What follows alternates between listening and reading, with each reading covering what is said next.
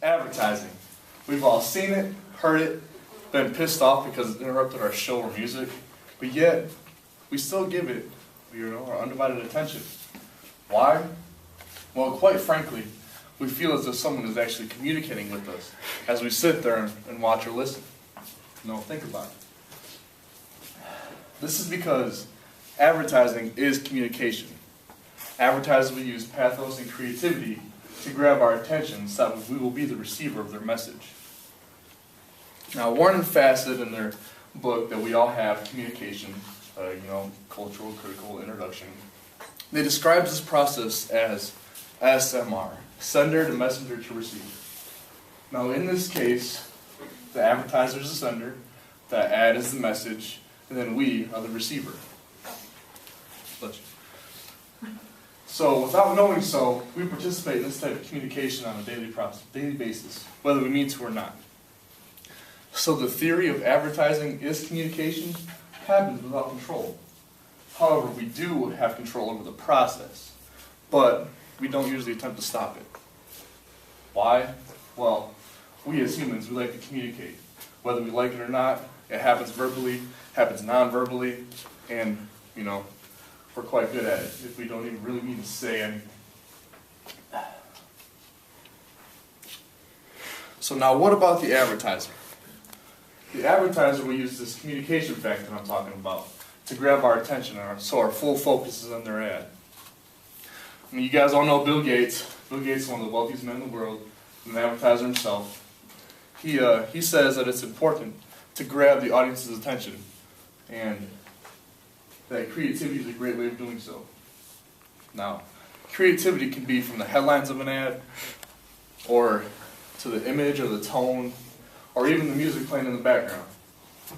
Either way, all these things are qualities that grab our attentions and makes us want to watch and learn more about, hey, what's this dude saying?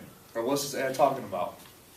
So the statement that Gates made back in 2006 is still true to this day, and quite frankly, is going to be true probably for quite a while longer. So now, when talking about an emotional ad, you guys might think of an ad that maybe makes you tear up a little bit, makes you feel a little funny inside. So I know that with my own personal experiences, when an ad starts connecting with me and my emotions, I can recall it a lot easier. I can remember it, and talk about it the next day, month, year, if it's that good. So, Bernstein and Ryan, they're one of the top advertising companies in the U.S. They hit it on the nose when they said it's important to cross the constraints of advertising and really trigger emotion where a brand and its audience cross paths. I'm like, hey, they're right. So with my own personal, So for example, let's say that you're sitting there watching TV and your show gets interrupted, but hey, this is a cancer awareness commercial. So you might sit there and you might listen. So the advertiser planned it out as to have some soft music playing in the background to kind of ease the mood a little bit, and have a speaker come out and give their testimony about how they survived cancer. Now, personally, my grandmother's a cancer survivor, so yes. But so I automatically just tune right into the commercial. Now, yes, one hand, this is an emotional ad, but it's not the only type of emotion that can get the emotional roller coaster, so to speak, going. Thinking about Nike, now, love Nike, love their slogans, just do it, leave nothing, makes you feel good inside. That's what they're there for, they bring the sense of pride and accomplishment out in one of us.